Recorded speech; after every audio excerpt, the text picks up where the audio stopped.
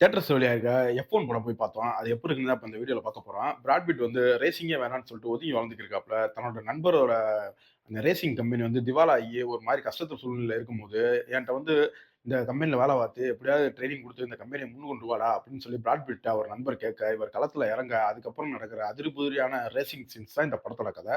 இப்ப இந்த படத்துல வந்துட்டு பாசிட்டிவ்னு பார்த்தீங்கன்னா, தமிழ் டப்பிங் சூப்பரா பண்ணியிருந்தாங்க. படத்துல டெக்னிக்கலா சவுண்டான படம் அது.